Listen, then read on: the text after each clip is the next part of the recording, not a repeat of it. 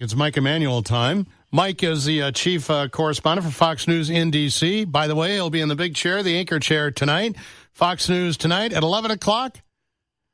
Tonight, tomorrow, and Friday, then back at high noon in the anchor chair on Sunday. I watched a lot of this today, a lot of fireworks, as FBI Director Christopher Wray appeared before one of the House's most cantankerous committees, let's say that, the Judiciary Committee. And I'm guessing that Jerry Nadler and Jim Jordan never, ever, ever socialize. Here's Jim Jordan. American speech is censored. Parents are called terrorists. Catholics are called radicals. And I haven't even talked about the spying that took place of a presidential campaign or the raiding of a former president's home. But maybe what's more frightening is what happens if you come forward and tell Congress. It seems like both red and blue using their 5 minutes for their own purposes. For them, this hearing is little more than performance art. It is an elaborate show designed with only two purposes in mind: to protect Donald Trump from the consequences of his actions. And that's Jerry Nadler, the ranking member for the Democrats. Mike Emanuel, this got a lot of coverage on all the networks today. Obviously, there was a full house as well. In general, your thoughts on what we saw today, just more performative politics? Yeah, I think, John, it was, what we expected. Republicans are on this theme of, two-tier system of justice in this country. They're upset. They feel like the FBI has been heavy-handed with Republicans, not so heavy-handed with people like Hunter Biden, the president's son. And so you saw a lot of trying to make that point. And then Democrats, using the opportunity to take a swipe at former President Trump and his handling of classified documents, trying to take up for the FBI director. And so some good fireworks, some good spirited Capitol Hill hearing material that I've covered a million of them over the years. I think pretty much what you expected. I heard one analyst afterwards say, wow, back in the Watergate era, things were much more civil. I'm not sure that's accurate. I think it's been this way for an awful long time.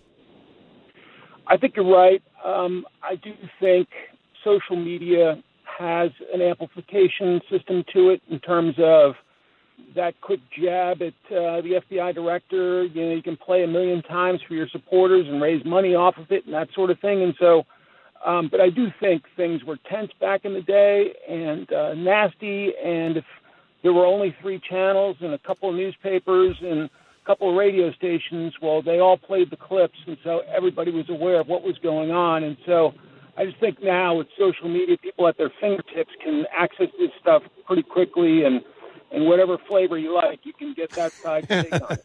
Yeah, nobody has to eat their vegetables anymore. Right, exactly. Speaker McCarthy is working to avoid another big House floor takeover by, the Freedom Caucus. Now, the National Defense Authorization Act, NDAA, there's some issues here that a lot of Republicans have some trouble with. Space Command Headquarters, the Pentagon's abortion policy, transgender troop medical care. Is D.C. bracing for an epic battle? And I guess there's 1,500 plus amendments here. Does this have to be done before they recess? If so, it's not going to be, is it?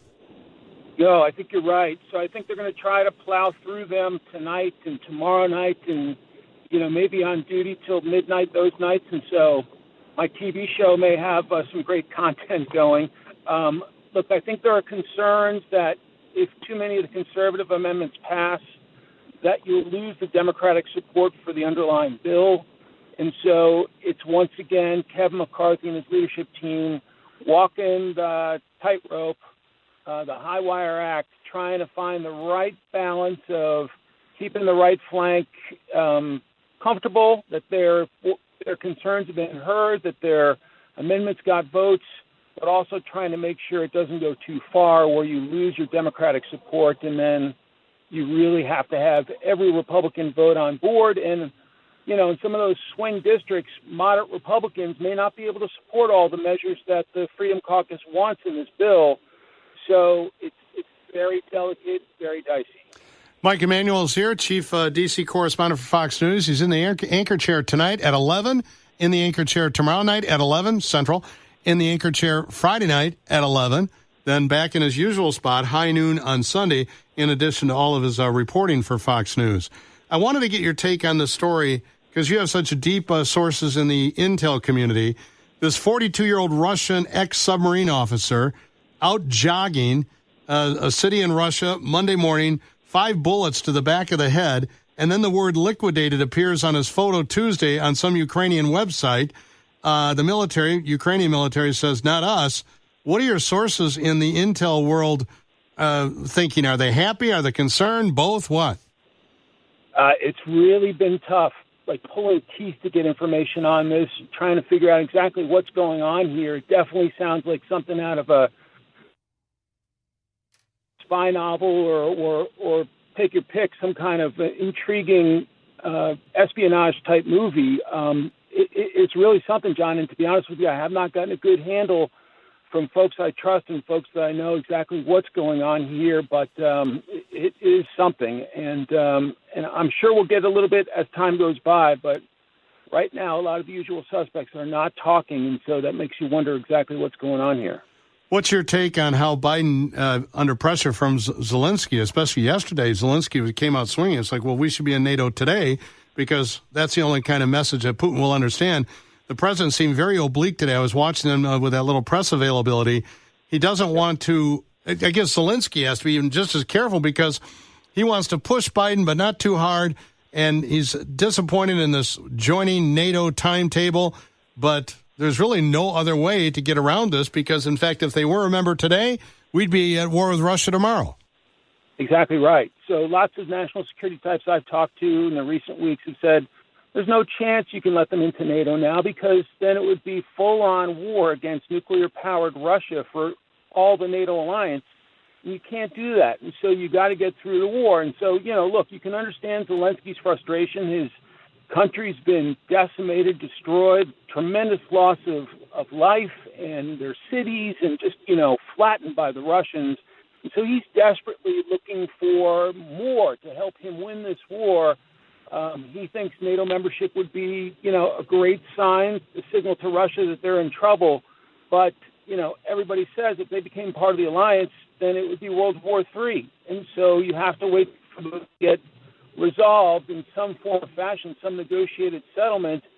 And then at some point with proper, taking care of some of the corruption stuff that's been going on in Ukraine for decades, you're sure that alliance that some of that stuff's cleaned up. Then at some point you can talk about Ukraine becoming part of NATO, but there's a few steps, critical steps from that. Yesterday, senators grilled 2 members of the PGA Tour leadership in a hearing about this deal between the PGA and LIV Golf and the Saudis. The senators, they can't quash that deal at all. It's all for show. Am I right or am I wrong? Yeah, I think it's definitely theatrics to basically look like, we're being tough on the Saudis, but then, American presidents go over there and fist bump with the Saudi kingdom. And, it's just, we are so in this global economy, so intertwined with Saudi Arabia, investing in big-time American brands. They're trying to buy the greatest soccer players in the world and bring them to Saudi Arabia. They want to sports wash by buying golf. And when you've got more money than the good Lord, you can do a lot of this stuff. And so, Senator Blumenthal from Connecticut, a guy who told us for decades that he was a Vietnam veteran in combat, it turned out he wasn't, is the guy on his, high and mighty horse about this issue. It's difficult because we've got corporate deals with China on all kinds of things. China hosts the Olympics. China makes Nike products that we all love to wear. And, is China's regime much better than the Saudis? I don't know. So it's a complicated world we live in. And I think it was an opportunity for some grandstanding on Capitol Hill. Yeah, see a lot of that. Situational ethics, that's what I say. Yeah, exactly right. Does it affect how you watch golf when you are off at home? I mean, I know people that are boycotting now the golf channels. They don't want to see Greg Norman or Sir Nick. Look, I don't like it. I mean, I grew up in the New York metropolitan area. In my hometown, there's a memorial for 9/11 victims, so I don't like it at all. But I also know that, the Saudis are in everything. I think if you take an Uber, the Saudis are huge investors in that. I think they probably bought a chunk of Disney. Their money is everywhere. And so to say that, I'm not going to do anything that has Saudi involvement in it, well, then I guess you're retiring your car. And so, like, it's very complicated. It doesn't make me feel good about it. But I'm not surprised they're doing it because they've got all this cash. Well, keep in mind where the cash came from.